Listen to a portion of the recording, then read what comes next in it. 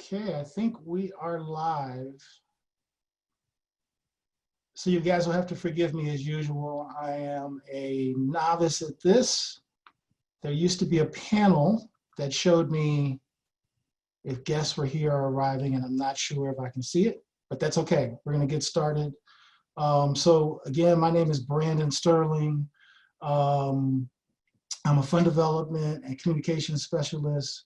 I've served as a consultant, as a development director, as an executive director, a board member, just about every position you can think of at different levels in the nonprofit sector. So I wanted to thank our presenters, including myself, for showing up again today. This is a part of a continuing conversation about rising to the occasion and how Black-led nonprofits can and should seize this opportunity and look at some of these challenges that we're facing as opportunities to really rethink how they do their work, but also to make sure that we're around, that we emerge at the end of this thing stronger. So what each of us as panelists is going to do is get a moment, 2 to 3 minutes. It'll be an opportunity for you to go back and revisit anything that you didn't get a chance to finish when we were together the last time, or clarify anything that you thought might be, kind of high level and you want to make sure it doesn't get lost in translation. I'll start that process and then I'll pass it on to Marnee and then to Kim. And after that, we'll see if there's any questions. If not, we'll just do a little roundtable discussion for a while. So first and foremost, I'm sure that a lot of people were listening to me and heard me talk a lot about visibility and communications and were wondering, what does that have to do with fundraising and donor cultivation or sustaining donors? And the reality is that visibility and communications are critical aspects of fundraising. You can't do one without the other. If people don't know who you are and they don't know what you're doing, then you're really working at a disadvantage. And you're missing the opportunity to make sure that funders know who you are before you apply for grants or event sponsorships. And certainly you're missing the opportunity to cultivate donors out of the public. The good news, which was the big part that I really tried to emphasize last time we were together, is that the internet is making it easier and more affordable than ever.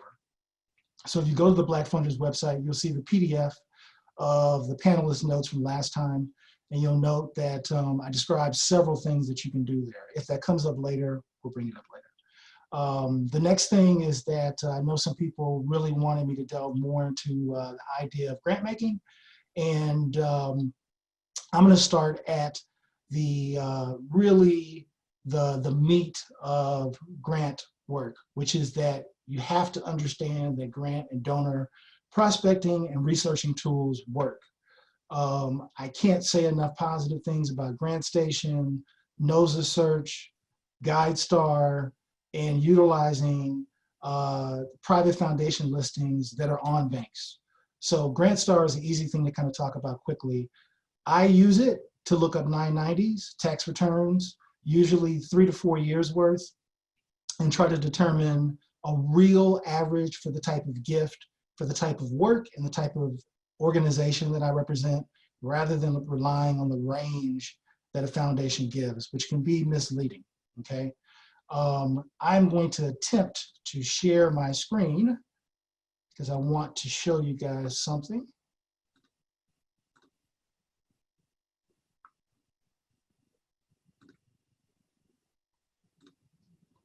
Okay, so right now we're at the Bank of America.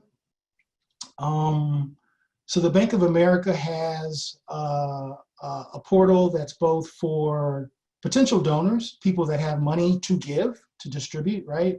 But it also has a portal that allows people to do searches for grants, right? So if you do a Google for Bank of America Philanthropic Solutions, hit the search for grants section, you'll see here there's a place to either find a foundation, look by program type, or search for area. If you've never used it before, the easiest thing to do is click on Missouri under areas served, hit find that the website will populate a list of foundations listed in the state that the Bank of America helps manage. I'm going to click on one that I actually sent an application to a few years ago, unsolicited, had kind of heard of them a little bit, but really hadn't heard of them a whole lot. You'll see it tells you when the proposals are due, program areas. It's very generic and broad, so you have to do some additional research. We'll talk about that in a minute too. There's also a place where you can search for grant history. I'm not going to click on that right now. Then as you get down here, you see their mission. You'll see a little bit more about what they do. I can't emphasize enough that when you look for foundations, particularly that are locally based, that you drill down to make sure they actually serve your area. Just because they're based in Missouri doesn't mean they make gifts in Missouri, and it doesn't mean they make gifts across all of Missouri, right? So some Missouri foundations are focused purely on St. Louis or purely on Kansas City or purely on rural areas, and you need to be clear on that. It will give you some basic things around guidelines, things you can't and can't apply for, what they won't consider. I'm gonna go back to my PowerPoint. I assume you guys can still see my screen, which is maybe good. So let's talk about some other stuff. Donor engagement is an ongoing experience, right? It's an ongoing process. It's about personal connection, acknowledging gifts, giving updates about outcomes, sharing client success stories, and then a distribution of knowledge, which is probably the one that's a little kind of out there. The last time I was with you guys, I talked about white papers. It is very important that if you believe you're a subject matter expert, that you learn how to document and share what you're doing and get it published in some form or fashion. Even if that begins with blogs. I gave a story of how I ended up being on the radar of a group in California the last time we were together. That began with them seeing something that I wrote and posted to our agency blog, which was then picked up by a national blog, which they then read, right? So this is about creating opportunities, right? And donor engagement is all of these things. You have to connect with people. You have to tell them thank you. You have to talk to them on a regular basis. You have to get to know them. So I'll make my last ones really quickly. Opportunities will emerge, so you need to be prepared. I alluded to this a little bit. You need to be ready to demonstrate your capacity. You need to be ready to tell your story. You need to start telling your story. I talked with an ED a couple of days ago that told me that their agency has served 20,000 meals to homebound seniors in the last 4 months during this COVID-19 situation. That is an amazing number. In addition, they picked up where other agencies weren't prepared to do that work. That cannot be something that only they know, right? So that demonstrates capacity, which leads me to my last point. And also, in this case, it shows their ability to scale up and to meet needs. Every time there's a major event in society, everything shifts a little bit. And with that, philanthropy shifts a little bit. So what we'll see is a continuation of new funding opportunities coming up, a continuation of people starting to think about what constitutes vulnerability and how people need to be served. And we need to be prepared to tell them how we serve people, when we serve them, and how we can do that in this new normal, right? The last part is that the jury's out on virtual fundraising. If there's questions, we can talk about it. But what's really important to note is that what this probably means is that your donors are going to be forgiving as you decide to experiment, and you should experiment. I did give some examples in the last talk, and there's a lot of local examples of people that are doing galas. You should watch that stuff and see what you can glean from it. And if you look at the PDF, I've given some examples of a couple things you can do at basically no cost right now. So I'm going to stop sharing my screen. I'm going to take us back, and I'm going to turn it over to Marnee. So I'm here today to kind of follow up on what I introduced in the first session, which was talking about the need to pivot and looking at strategic planning as a key to making that happen. What I want to emphasize today is what you need to consider as absolutely having to happen and what can happen. And essentially, it's the same thing.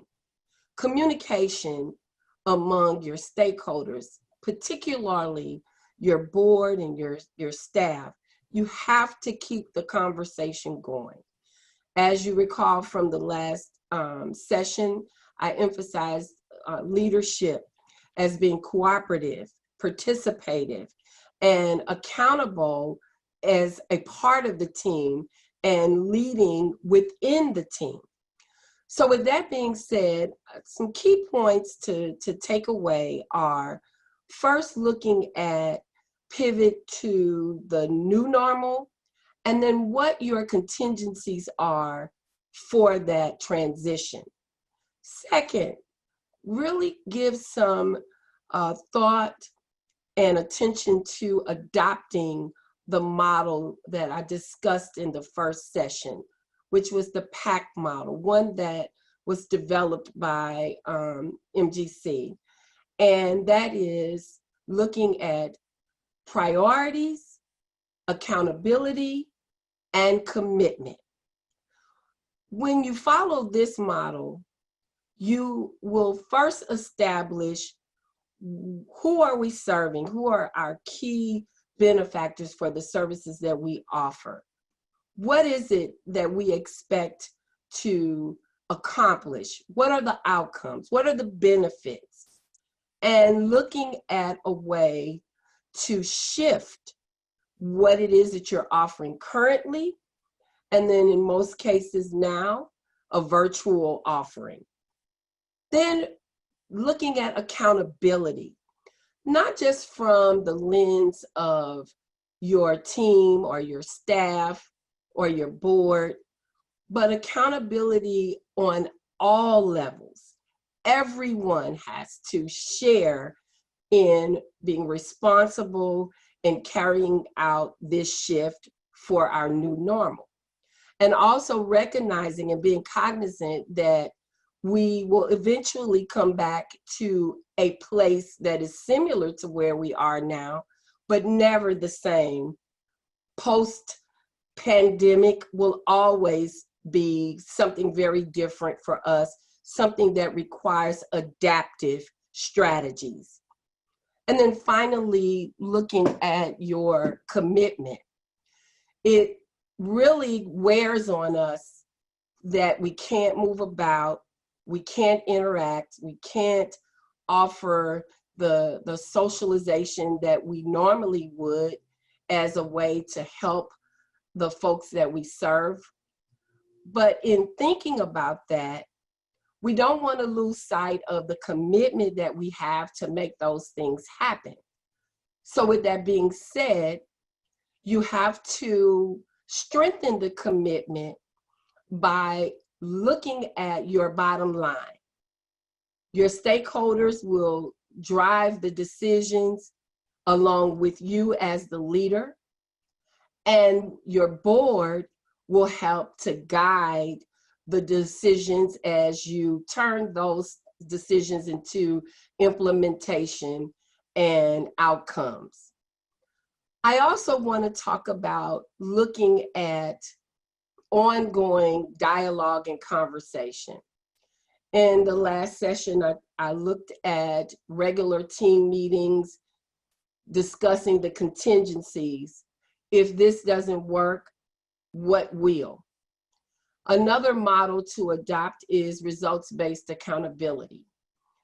It forces you to not look so heavily at the process, but to look at the outcomes and the impact, where you want to throw your effort, your resources and energies the most. What will you get from your strategies? Particularly when you're talking about communities with youth and children. It's an organized and structured way to get to the bottom line, impact, answering the question of, so what? And when you garner the models that I mentioned, PAC and RBA, it will help you to think through identifying your priorities, looking at who is accountable, and reassessing and establishing your commitment. Contingency, adaptive strategies, and effective leadership is important. However, the most important takeaway is an open line of communication, dialogue, talking around the what ifs, what is working, what is not working. Working in partnership and in tandem with your external stakeholders, your board, everyone coming together. Because face it, there's not an answer waiting for us through all of this pandemic. There's not a clear pathway to getting us to the other side. So your commitment to the work that you're doing, albeit with scaled back resources and revenue, it can be done. And Brandon has talked a lot about how you prepare to connect with the donor sites and what you need to do. Kim is going to help you to better understand how to manage your finances and what you should understand from an accounting lens.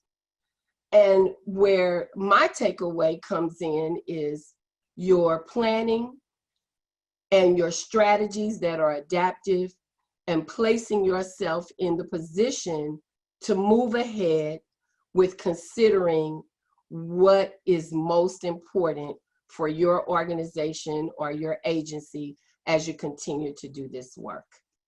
Thank you.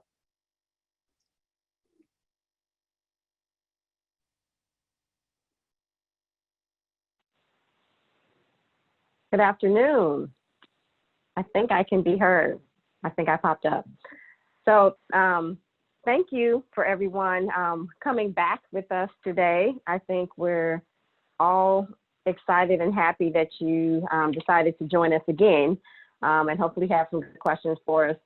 Just as a quick recap, again, my name is Kim Stemley. I am a CPA and finance and business professional for almost 20 years now in public accounting, private accounting, healthcare industry, telecommunications, engineering, so kind of a wide breadth of industries and backgrounds. And so I want to do a recap as well of what we kind of discussed and talked through last time.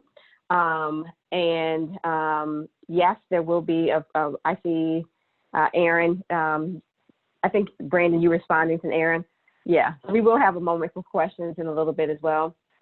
But stepping back and then moving forward, so we're kind of all on the same page as well. Last that we met, I did talk about establishing a plan for rapid decision making and planning. That's pulling together that team of trusted individuals that are going to help you get through this process. So we kind of talked through that and some of the individuals that are best suited to be on that team and who you should kind of be thinking about. We also went over understanding your coverage. And I think there's been plenty of questions that I know I've received online, offline. I had questions myself about it. And so we might dig a little bit more into that as well. Hopefully you have some questions, but understanding your coverage right now, I think is to just know where you are in terms of what do you already have in place to respond to certain risks and uncertainties that we are facing today and that we may face and we don't know is on the horizon. So we did go through a little bit of that. And then we spent a little bit more time too on establishing a contingency plan, specifically a contingency cash forecast. Again, that was that scary spreadsheet that everyone, their eyes got big when they saw it. I could see it even through virtual reality. I could see your eyes getting big. And so because of that, I didn't want it to scare you. And I took a little bit of time to kind of go through some of those details and explain the why of why it's important to have a cash contingency plan and to have a cash forecast period. You know, that's one of those documents that I previously said, well, hopefully you have a cash forecast in place before we hit this pandemic or this time of unrest. But if you don't, it's okay. This is now the time to put that document in place and to make it tailored for you and your organization. And we also provided that for you as well. So just, I guess if I could say something that I haven't said yet, just, I don't know if necessarily know if this is even a new thought, but maybe a continuing thought, and highlighting the need to develop that cash forecast. You know, I think every day is a new day, and you just literally don't know what to expect. When I turn on the TV, I just don't know. And so I'm in this habit now of looking every day to find out where the protests are. And so depending on where I'm traveling in that day or what area I'm going to, I want to know, am I going to be impacted by a protest that's happening in that area, and adjust for it.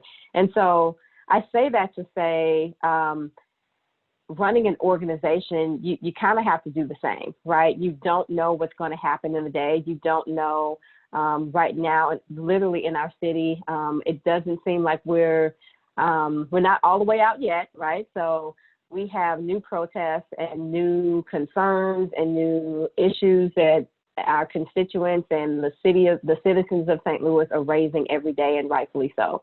And so those are the things that you literally don't know how that is going to impact your organization. So when we talk through a cash forecast on a contingency plan, this is why that's important. If I'm down, excuse me, I need to plan out if I can't get to my office for the next 3 days. If we're out for 10 days out of a 20-day work month, you know, you don't usually have 30 days of active working. So if you only have 20 days of active working and I'm down 10 because the streets are blocked, or whatever the case may be, those are the reasons you really, really, really, just part of the reasons. This just happens to be an unusual time. But this is why you really need to get that forecast in place.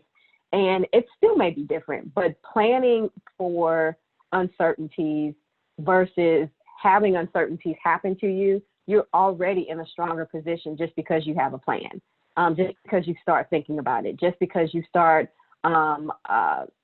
outlining how to shift. And some of those shifts as well that Brandon and Marnee have already talked about. Now you're laying it out in details. How are we actually going to do this? And so that process of having that forecast in place is critical, and it's really the foundation and really the backbone and the skeleton for what Brandon and Marnee have already discussed. And so with that being said, I'm going to turn it back over to Brandon to kind of facilitate us forward. Okay, so at this point, if anyone has questions, they can just ask questions. Otherwise, you can watch the three of us have a conversation for a while about these topics. We'll treat it as a roundtable until you have questions.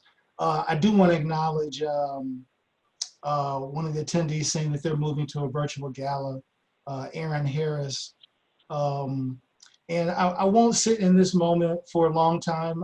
I don't think a lot of us are experts on the idea of virtual galas yet. The good news is that there are some folks who've been courageous and stepped out and did it first. And I think this is certainly one of those moments when interacting with your colleagues or introducing yourself to new colleagues is important. I know right around the time, I think in early May, the Center for Women in Transition did a gala, and it appears to have done really well. I'm actually looking at an email that they sent as an update. I think they raised about $100,000 in total. I think their funding need was a little under what they had hoped for, but that in general, it didn't hold them back too much.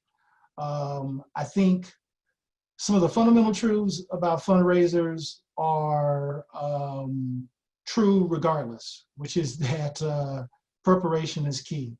When we start talking about galas, it's about making sure that you give people early notice and then giving them an invite as you get closer to an event. Making sure that your board members are engaged, making sure that you have some key donors that are ready, that have pledged gifts before your night even really begins, right? And depending on, you know, some of those other kind of ancillary things, whether you're going to do a fund a need or you're going to do a silent auction or a live auction, I guess in a virtual gala setup, everything is a silent auction in a lot of ways. Some of that may depend on how much software you're really willing to commit to leasing for the night, right? Certainly, there's some tools that have kind of emerged that have made part of it easy, which is that now there's a kind of a larger range of companies that are doing watch parties. And certainly if you wanted to test the waters with something like a happy hour or something like that, which some nonprofits are doing, you can do that really at no expense. You can do that through a watch party with Facebook. You know, now you can do watch parties with Hulu and with Netflix. There's a range of things. I have asked some nonprofits to think about some things that you may have that other nonprofits don't have. If you've ever done a really polished video as a promotional tool and it's still relevant, it's still up to date. If for some reason your agency had, like the agency I was at previously had a documentary made about it, this is a good time, especially if people haven't watched it in a long time. If somebody that's associated with your agency made some type of historical contribution, you know, and they've had some kind of, any kind of expose done on them, you know, you can build a fundraiser around that. If you look at the PDF that I put on the Black Funders website, one of the things that I noted is that all the tools that do virtual runs, I'm a runner. You don't have to be a runner to do a virtual run. But there's a lot of tools out there and they're most of them are free. It's really whether or not you're going to give out medals and what we call swag, the t-shirts and all that other stuff to people that participate. And as this thing kind of drags out, you know, what people consider cool and corny has really changed. You know, when virtual running came out in the beginning, I was like, I'm not going to do that. You know, I want to go to a real run. And then you realize it's going to be a while before you can do that. Now I'm to the point like, oh, I think I'm going to sign up for a virtual run. So, you know, you're going to start to see donors and people that are a part of these like special affinity groups be willing to flex a little bit to meet you there. You know, the big thing is that you have to make the ask, right? You know, we talked the last time we were together about this is not a moment to sit still. You have to be active, you have to get engaged, and you have to make asks. You have to continue to ask for money, right? It's your job to ask, it's their job to say yes or no. And you shouldn't be making a decision about whether or not your donors are ready to be engaged, right? You need to create an opportunity and let them make that choice for themselves. So I don't see any, I see people on the call, but I don't see any questions yet. So I think what I'm going to do is I'm going to lead us into a discussion, and then this will be free flow. So I'm going to start with some observations, and then if you have questions, you can jump in, or if you have comments, you can jump in. And, you know, certainly feel like this is a safe space. This may be easier than going to, you know, something that was a sit down at the visitor center at Forest Park. You know, you're not in a room with 200 people.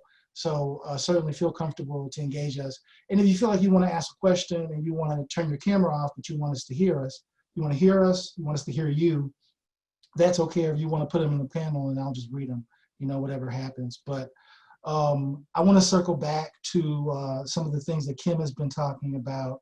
And really, you know, we talked about this before the call started, offer kind of like one of my own experiences and see, you know, where that takes us. Really a lot about what Kim is suggesting that we do are things that we should be doing already, you know. And when we organized this webinar, that was really one of our prevailing thoughts, were that a lot of what we're talking about are best practices and things that we get bogged down on, and we get busy and we say that we can put those things to the side. But they're really things that we should be thinking about every day.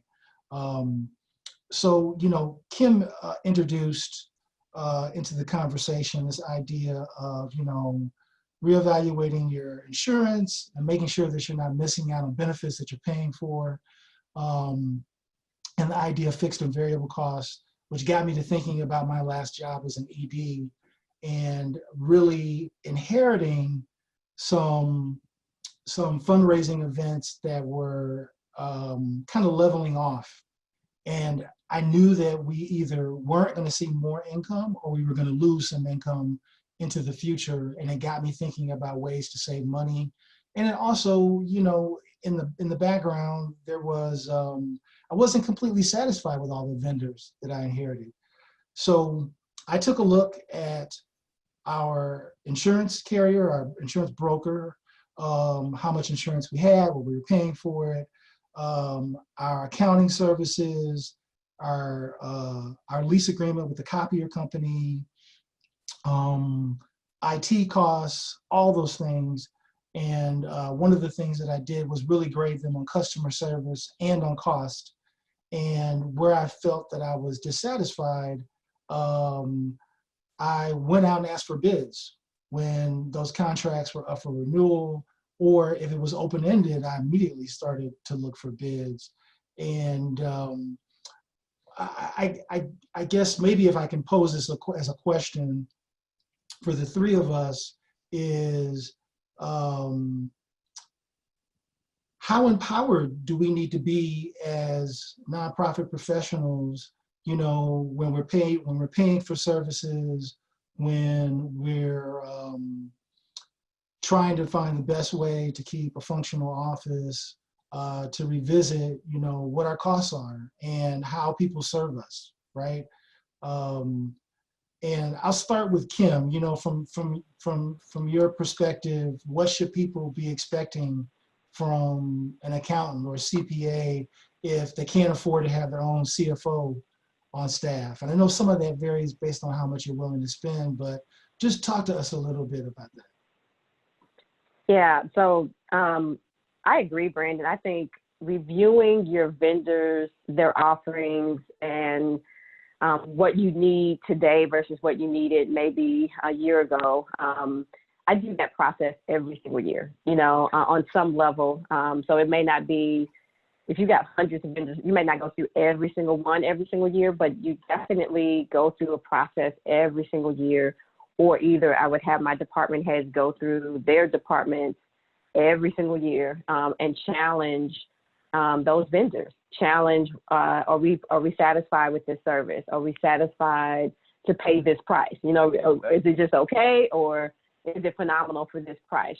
Every single thing. And we would change a lot of vendors often enough. So it's a common practice. So I say that to say, feel okay if you change vendors. There's two trains of thought a lot of times in terms of, I've been with this person for 20 years and they've been providing X service for us for 20 years. And I know them and their family, and that's great, but that's really technically only great if they've been giving you the best service for 20 years, if they literally are the best offering. If not, you may have been kind of getting a not good deal for 20 years. And so, which may have possibly saved you a lot of money over a 20-year period if you just looked at it and came to the conclusion that I need to shift.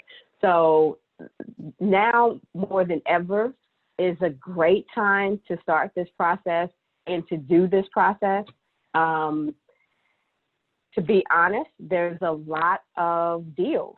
We're in a place of uncertainty, and everyone is impacted. Everyone across the board is impacted. So what that means is you can actually leverage this for your benefit of as an organization. You can you have more negotiating power today than you probably have had in 20 years, and that's just honest. I know me personally. I've made calls and probably gonna make another call to AT&T and Sprint and whoever else, you know, and literally, you know, I've haggled my own personal finances, like, nope, I don't want to pay that. And they're like, okay, you know, so because they need you. And so it's the same concept.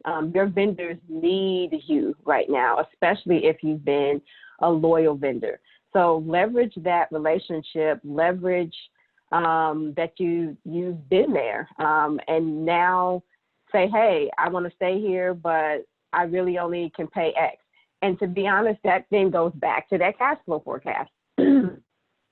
If that thing comes back and after you do that review and you know, hey, we've got to some kind of way shave $10,000 in cost on a monthly basis, that's not necessarily a small feat for many organizations. And so one place to start that process is going back to your existing vendors and just being honest. Like I said, my AT&T example, hey, I don't want to pay this. I want to pay this. And it's as simple as that. You've got to put your negotiation hat on and be a little stern, and just say, hey, this is what I can pay. This is what I want to pay. And I think you'd be surprised with what you come back with. You know, anytime our utility companies are working with us, I think we're in a place that we've never been in before. Anything can happen. So let's make these dreams come true. I think this is where you pick up the phone, and I wouldn't leave any stone unturned. This would literally be a project for me. I would literally take this on and maybe you assign someone to it. Maybe you do it yourself, but make it a project. And this is how many calls I get out in a week. And I think you'd be surprised how much money you're going to save. Go ahead, Marnee. I like to speak to the points that both Brandon and Kim offered, but I thought about a lack of introduction. When I started talking, I realized I never said my name. So I'd like to formally introduce myself at this point, if I can. My name is Marnee Morgan. I'm the CEO and principal of Morgan Graves Consultants. And before I get to the part about the vendors and negotiating, which is the point where I want to chime in, Aaron, I recommend that you contact Sherry Tillis. She's with Fathers and Family Support Center. They just successfully held a virtual gala, if you will. And I think they can offer you some really, really good insight and tips on how they pulled it off. They even included dinner being delivered to each one of the participants. Wow. So you're right. So they could have dinner while they were enjoying the actual gala. And it did not last very long. It was, I think, maybe an hour. So Aaron, I feel your pain. We are hosting our second annual Elevate Conference, and it will be virtual for the first time. So I understand what that feels like. It's a whole new space, but just to give you some assurance, it can work. With regard to vendors and contractors, Brandon made an excellent point. This may be a time of downsizing. Involuntarily, your CFO may have to step down, or as with other folks on your staff. And in that case, you have to look outside of the organization for services. What Kim said is absolutely right. Negotiating is something that is in your favor right now. And as a contractor myself, when you're negotiating, it doesn't mean diminished quality. Have that hard conversation with that contractor or vendor. Listen to how well aligned they are with your mission, and understand what they're going to offer in terms of what you need, customization, unique qualifiers. Those are the things that you want to listen for. Just because you're paying less does not mean that you should not expect the highest quality work from your vendor and or your contractor, because let's face it, Your expectation is that your nonprofit organization or your community-based organization will continue. Therefore, you depend on those services to support continuing, such as with strategic planning, board governance, workforce development. There are contractors who can provide those services for you. And in that, look for an opportunity to say what you can pay, as opposed to saying, well, what is your rate per hour, or what is the cost? This is what I can pay, and then listen for the response as to what you will get for what you're willing to pay. And always be critical of anyone who does not speak direct to your organization's mission. So I want to make one more comment, and then I want to ask a question. This is all related to finance, and then because we're doing a shorter call today, I'm going to jump on another topic. So first, I'm going to start with a comment, which is that, and in a lot of ways, you're alluding to it, Marnee. So sometimes we think because we don't have a tremendous amount of money to pay for a service, that we need to make do, which can sometimes lead to us getting not quite the best of any aspect of the service, which leads me to a question. Kim, how do you feel about smaller nonprofits that are hiring accountants to do bookkeeping and possibly also doing some facsimile of an audit? What would be your response to something like that? The same person or the same company doing both of those things for an agency. Your audio. Got it. So I think the question is, how do I feel about a accounting firm kind of doing dual services in terms of they are your accountant and on the bookkeeping side, and they are your auditing or review person as well, Yes. right? And so that's not ideal. So that's just put that out there. That is not ideal. Typically, you want both of those separated. You want the person that is actually doing the service or doing the bookkeeping, recording the entries, recording the activity, to be separate from the person that's actually reviewing and auditing those services for various reasons. It's a control, right? You don't want to, you want to put as many controls in place as you can. One, that there couldn't be, I always go straight to fraud, right? You don't want to have any type of anything in place that it would make it easier for anyone or any sets of people to have collusion or for there to be fraud. So that's just like the extreme side of it. But then at the same time, it's just best practice, right? You want to have someone that has a partial eye, that has a skeptic's eye. Sometimes it's harder to have a skeptic's eye if you're the one that actually created this spreadsheet, right?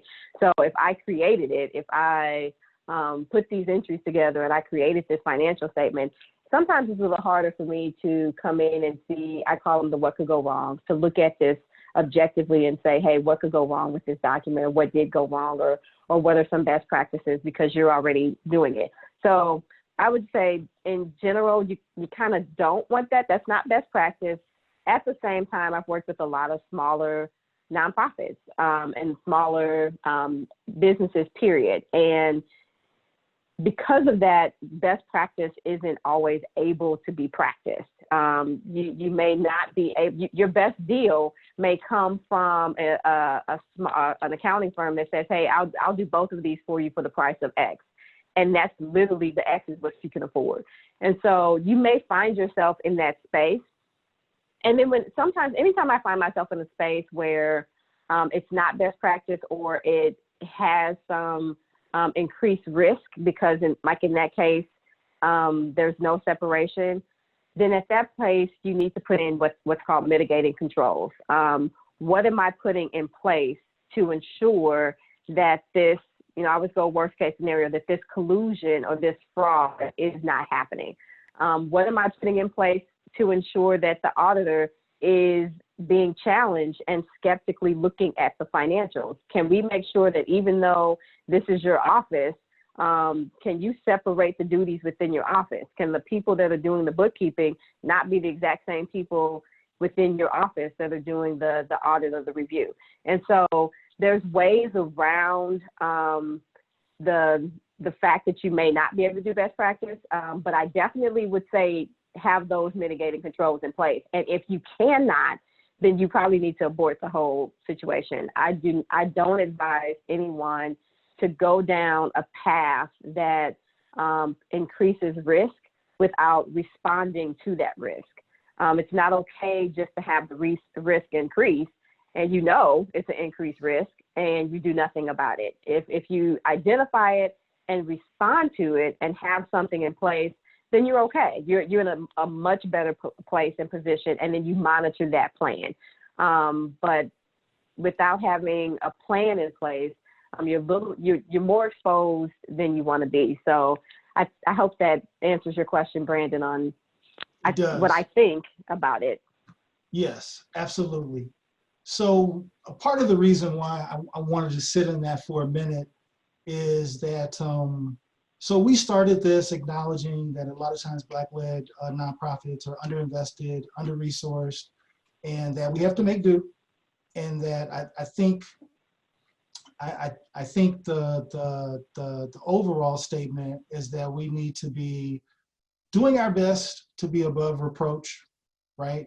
I think it's certainly fair to say in a lot of cases, we have to do twice as much and be twice as good, which is part of the reality of being Black in America, right? Beyond that, I wanted to use this as an opportunity to say that be creative in looking for things that you can't afford, and use this as a segue to show a couple more nonprofit things. I'm gonna try to share my screen again. Let's see. So you can see my screen? So this is a great little tool. I referenced it last time. I haven't met a lot of fund development folks that use it on a routine basis, and I always feel like it's a lost opportunity. And I'm gonna show you how to get it affordably. So this is called NOSA Search. You can do foundation searches, but for those of you that find doing donor prospecting a little bit more challenging, it's also good for that too. So, you know, one of the things that I've always did when I was a fund development person is I'm always looking at my existing list that I've inherited from a previous development director or from an ED, and trying to see how I can engage those people. This website gives you a really great opportunity to kind of take a look at somebody's giving history. So in addition to being able to search websites, similar to the way I showed you on the Bank of America website, you can type in the name of a person, an actual person. Look at them in NOSA, and it'll give you a snapshot of that person. It'll tell you where they've been giving. It does searches of public records, essentially. It'll tell you where they've been giving, what types of focus areas they generally contribute to. It'll give you some sense of what their assets are like, so what their capacity to give is. You can even use it to get a sense of if you have a donor that you know has the capacity to give, but for some reason you haven't been able to hit that mark with them. You can get some sense of whether you know what you're talking about, right? So you can check public records and see that, in fact, while they typically give you 2,000, they've been giving everybody else in St. Louis 10,000.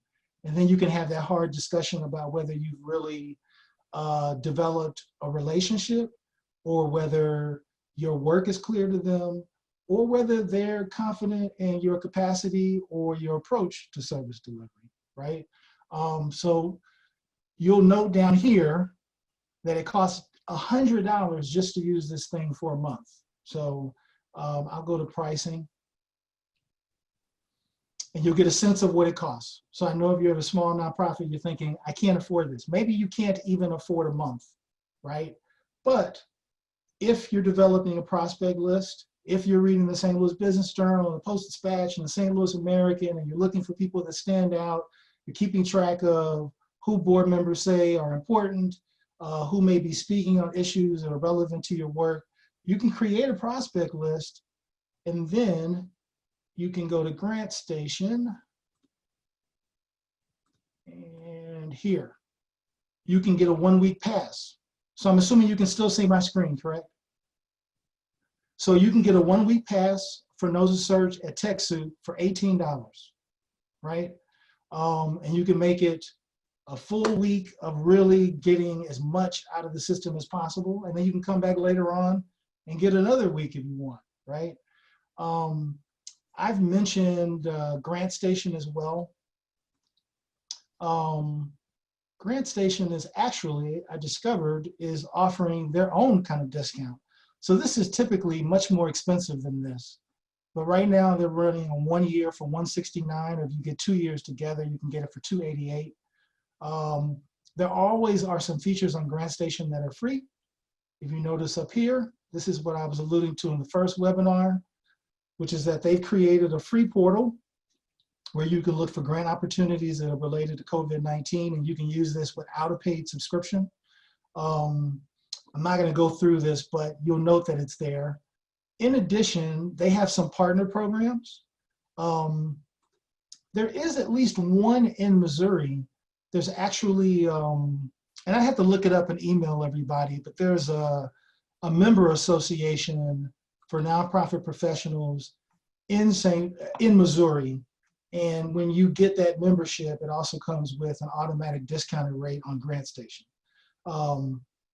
So I'm trying to connect these things, right? Which is that we don't always have every bit of funding that we want, but certainly there's a lot of ways to get to some of these things in a more affordable way.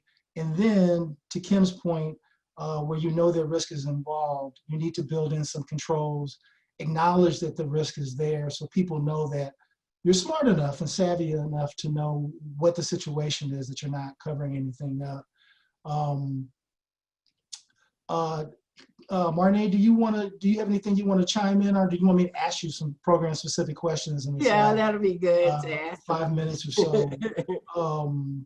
So I've been talking a lot about the idea that this new normal is coming, and that, from my estimation, we've seen funders do it, and I think we'll see more of it, which is that we'll see new funding streams really kind of develop and show up as people get used to this, and we get a handle on how this has changed, populations that need to be served. I guess the question is from your perspective, how important is it for program directors and the EDs that support them to start to think ahead about incorporating virtual interaction? So we know there's a second wave of COVID coming. They've been telling us that for the entire 4 or 5 months, right? I think in some states it's already hit. And I want to play devil's advocate for a second and suggest that on at least one level, if I were a funder, I'd want to know if a hidden gem had been found. If there's a certain population of people that won't do home-based visits, or that won't do follow-up in any kind of way, would be more agreeable to doing a FaceTime or a Zoom or a Google Meet. So from your perspective, how and should program directors be taking advantage of this to really kind of create new ways to interact with people, new ways to interact with clients or consumers, right? Where should their headspace be at? You've actually answered the question within the question. In that, it is very important to start to shift your focus to a virtual platform for the obvious reasons, the health and safety above everything else. But you also have to consider there are going to be people that you serve, people that you work with who are really challenged by this virtual platform for a number of reasons. They may not be tech savvy, number one. Second to that, a comfort level may be direct personal interaction. With that being said, it is very important as a program director and as an ED that you first do the assessments to determine where your stakeholders, the folks that you serve, and everyone that you partner with, where they stand. You don't want to assume that, okay, everybody knows Zoom and we're going to start conducting our meetings this way. We're going to do our case management this way. You cannot make that assumption. You have to do the front end work by doing the assessments, understanding how people will respond to that shift. Short answer is, it is extremely important that you start thinking along those lines, because that is where we are. We cannot just routinely go out face-to-face anymore. And if you do go out face-to-face, you certainly can't do it without having on a mask and then being considerate of the social distancing. And in often times, it's just really not possible to social distance and be effective in your conversation. So before you start to move in that direction, do your homework. Understand who you're working with and what level they're on with regard to this new virtual concept, and then start to develop your strategies around those responses.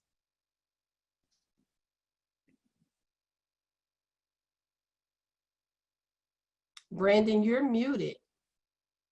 I am muted. So we talked about that a little bit in the first call, the importance of really touching base with consumers or clients and getting a sense of what they're going through and what they need. I do want to acknowledge that there's somebody who's listening, attendees, the executive director of Northside Community Center is with us.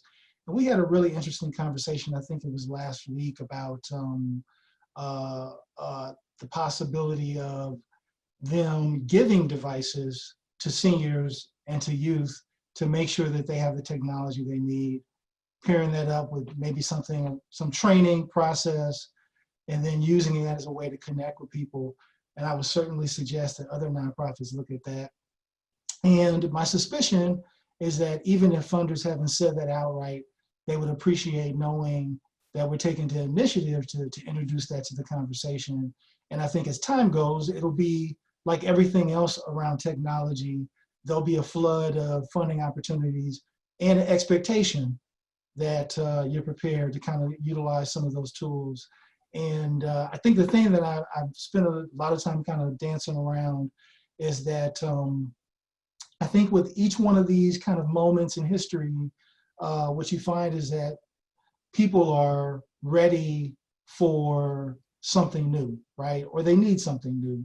In this case,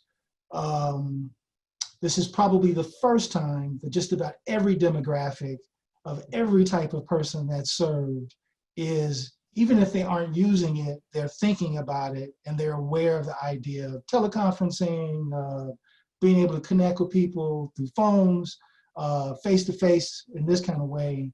And it may be an opportunity to break down some barriers that existed, especially with older populations or rural populations, anywhere where people might be typically suspicious of using technology as a way to have a connection.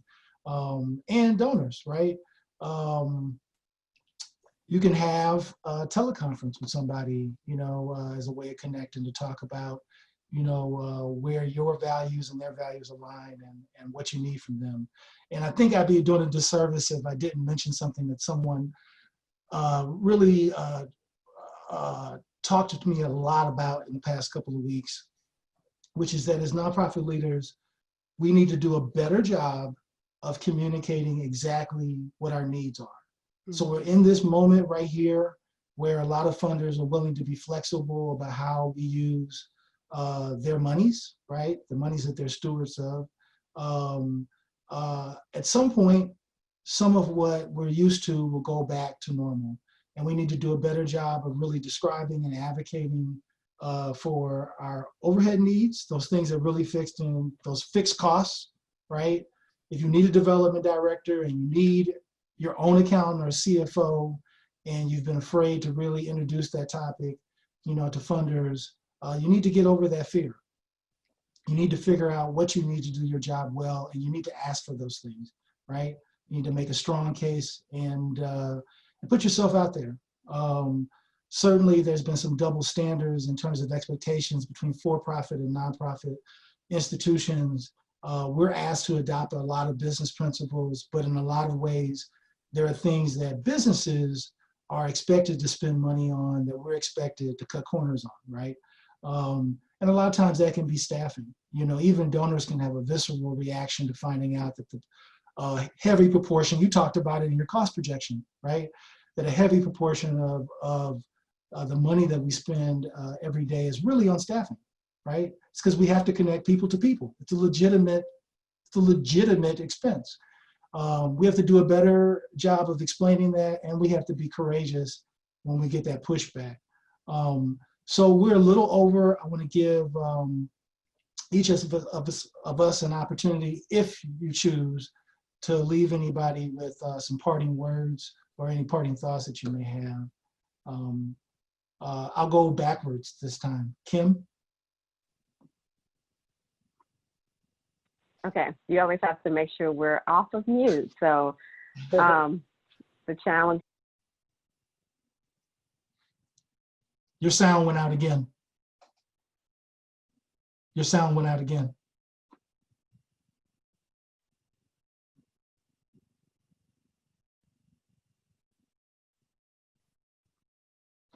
Marnee, you go while she fiddles with her sound. Okay, I would leave you with the most important aspect of your planning as you move toward the new normal is to first make sure that you have a clear line of communication with everybody internally as well as externally. Do your due diligence, understand the landscape, know what it is that you need to do. And as you make these new offerings around technical or virtual, if you will, make sure that you have the ability to also support that transition for your customers or for the people that you serve.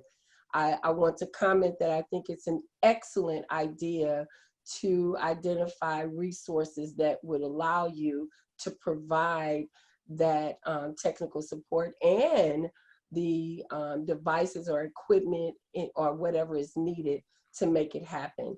Thank you guys so much for joining us again today and the opportunity to offer this recap. Thank you as well. Kim is typing something. I don't know if she's typing it to us. So thank everybody for joining the call. So this is what you should expect. The goal is that we're going to roll out at least 4 more webinars. It'll probably be a different set of speakers, unless Kim signs on to do finance again, because there's a lot of interest in doing some additional finance conversations. The expectation is that we'll do something around finance, we'll do something around program design, possibly board development, and we're looking very strongly at the idea of doing something around the role that Black-led nonprofits can and should play in social change movements. And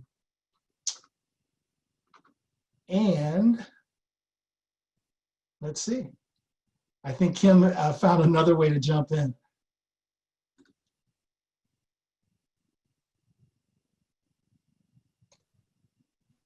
I don't think it's going to work. So look, I want to thank everybody again for the call. We love Kim.